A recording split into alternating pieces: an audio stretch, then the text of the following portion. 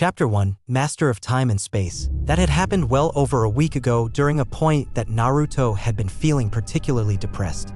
While it didn't occur often enough, at least for a normal person going through Naruto's problems, there were times when the boy's normal exuberance was cracked due to all the shit he had gone through throughout his short life. Jiraiya had actually been surprised that the boy had such a side to him. Jiraiya was feeling so down that Jiraiya had foregone his original plans and had given the boy his father's final gift much earlier than Jiraiya had planned to, the Hiraishin Flying Thunder God. Though some members of the village had mastered an incomplete version of the technique, no one had managed to master it to the level that Minato Namikaze had done so. Jiraiya had hopes that Naruto would be able to master the technique, though part of him knew that the boy wouldn't manage it anytime soon. The Hiraishin would require a large amount of knowledge in Fuinjutsu for him to understand, much less use.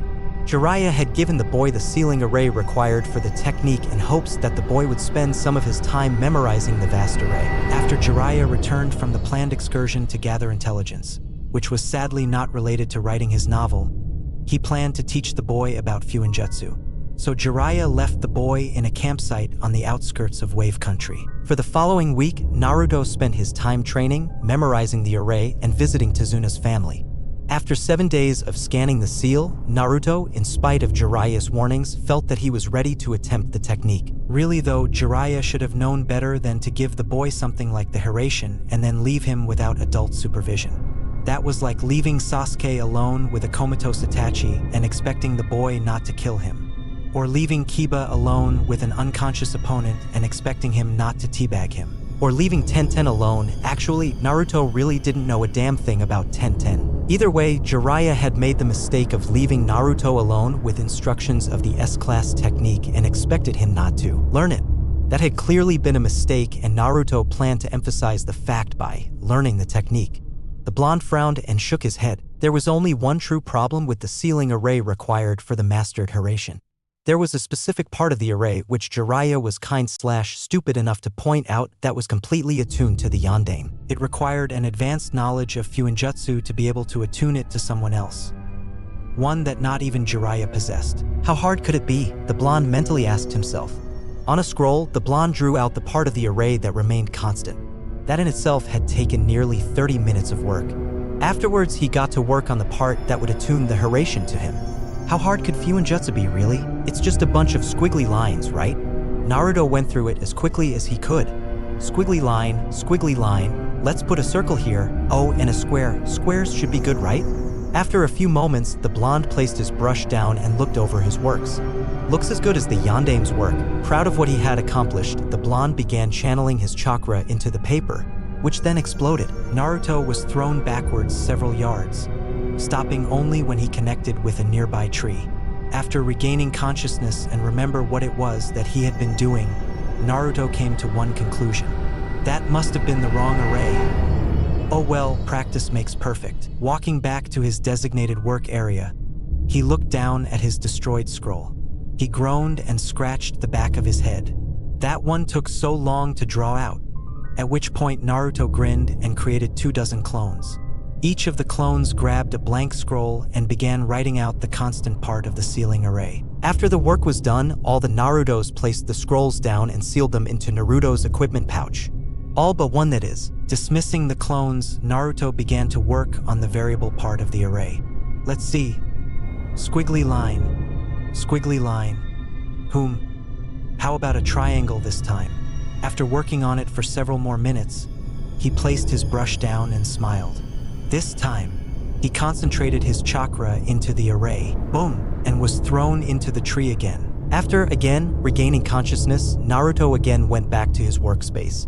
Squiggly line, circle here, and hexagon. Naruto continued working for several more moments before placing his brush down. All right, here we go. He concentrated his chakra through it and the array began to glow. The next part was different. Naruto wasn't sure if he had been blown backwards again and was dreaming or if it was something itself. To him, he felt like he was at a hall of mirrors. Though he couldn't actually see the mirrors, he knew they were there. As odd as it sounded. In his head, he reached out for the closet one and immediately found himself back in the real world. In front of him, something came to life. A tear appeared in the air in front of him and came apart like a portal.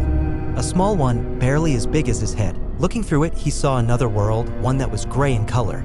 It was like he was watching the world through a small black and white television set. And then the tear closed. Naruto frowned, looking down to see that his scroll had burned away. He grabbed another from his equipment pouch and began writing through it again. He wanted a better look at what he had looked at. Maybe he had created a portal to a different part of the country. That would be useful, not quite as useful as instantly teleporting around at will, but still worth looking into. Squiggly line, circle. At which point Naruto stopped. What was next? Was it a hexagon? No. Octagon. Naruto drew the last symbol. He then began concentrating chakra through the array, this time adding it a lot more chakra. Boom. After regaining consciousness, the blonde growled out, "Fucking octagon." He then went through the same procedure, the next time placing a hexagon in the right spot. Again, he concentrated a lot of chakra into the seal. Soon enough, his mind was back in the Hall of Mirrors and he went to the same one he went to last time. Again, he was back in the real world and the tear opened up again. This time it was notably bigger than it was before, but still hard to see through. Again, it closed. Naruto growled out loud. He wondered if he should try adding even more chakra to the array, but thought against it. I guess adding more chakra isn't enough. Then Naruto grinned.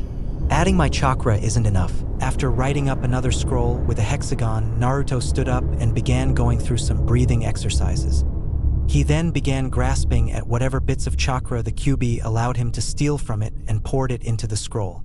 Mentally, he immediately reached for the same mirror. The difference was night and day.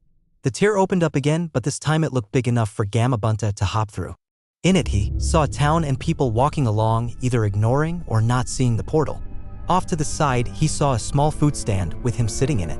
He was like a twin or something. He managed to notice him because he was the only one who seemed to notice the portal. Then the tear closed. It closed around the blonde, leaving Naruto's twin behind. The two stared at each other for several moments. Then Naruto smiled. "Holy shit, are you like my brother or something?" The doppelganger gave Naruto a creepy smile before going through a chain of hand seals, Mokutan, Jiukai Koten. The ground exploded around Naruto as roots and other plant life erupted out of the ground. Naruto felt something hit him on the back of the head before everything went black. Naruto woke up a few moments later with a killer headache and a groggy mind. When he opened his eyes, he saw, through blurred eyes, the face of the other Naruto. You attacked me." The other Naruto was sitting off to the side, munching on a shiny red apple. He was dressed differently as well. While he was dressed in an awesome orange outfit with a hitayate wrapped around his forehead, the other Naruto was dressed in a blue tank top and blue pants with a red jacket that reached halfway down his hips and a hitayate around his neck. The oddest part, though, was that the other Naruto seemed to be wearing a plant as a bracelet, something that looked like a Christmas wreath. "Why the hell did you attack me? You asked me if I was your brother." His twin began. "Just in case it was true, I wanted to make perfectly clear that I'm not fond of my family." When he finished his apple, Naruto's twin tossed it over his shoulder and walked towards the blonde, though, for the record, you should really learn something about interrogation, Haim. Normally, it's the guy who isn't tied up that gets to ask the questions. Naruto looked down and found that his body, legs, arms, and even his fingers were completely bound by plants. Naruto looked up to glare at the other blonde. "What the hell are you doing? Why'd you tie me up?" The twin crouched down and stared straight at Naruto. Again, "I'm the one asking question." The twin then poked Naruto in the nose.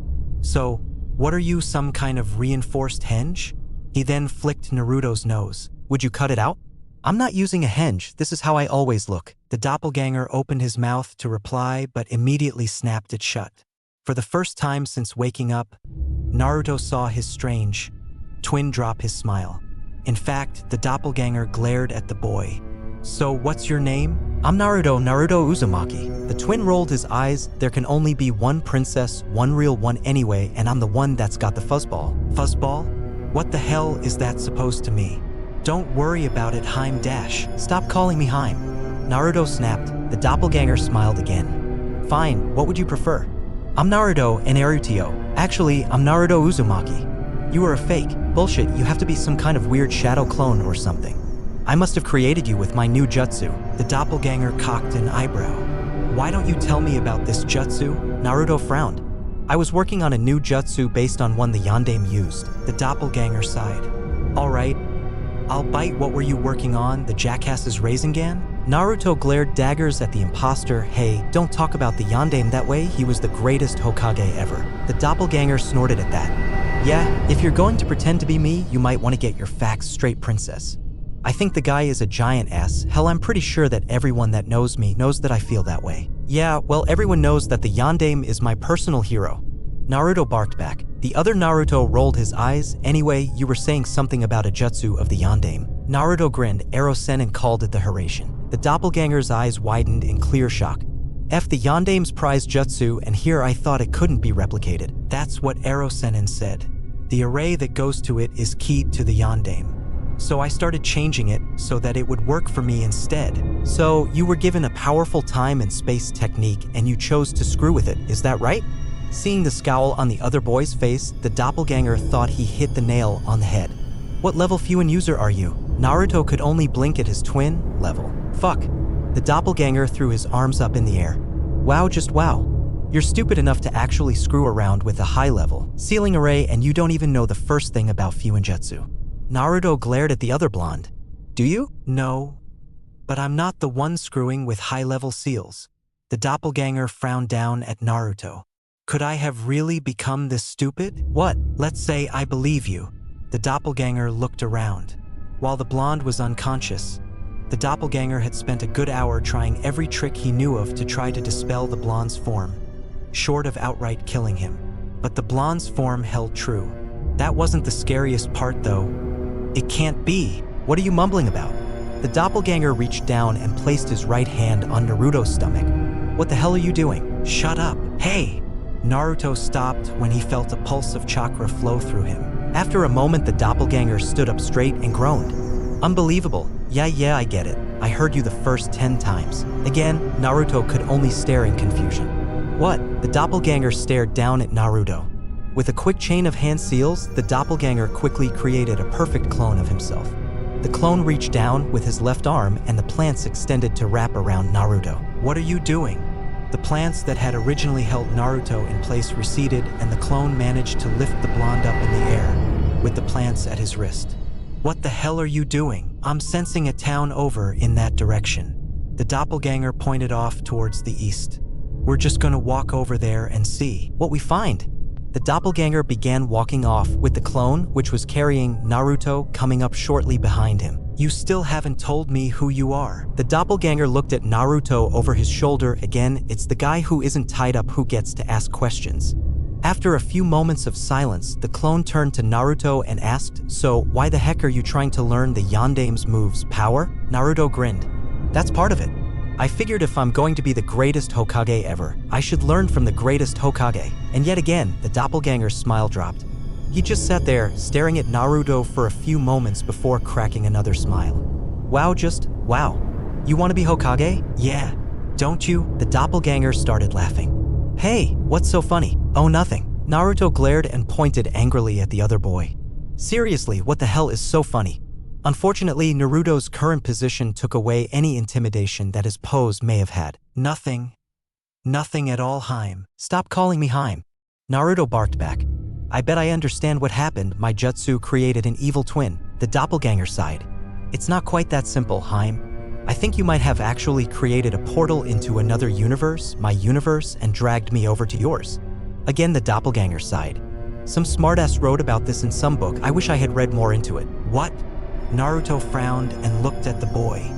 Wait, so you're like an evil twin from another universe? Is that what you gathered from our conversation? Naruto glared at the other boy.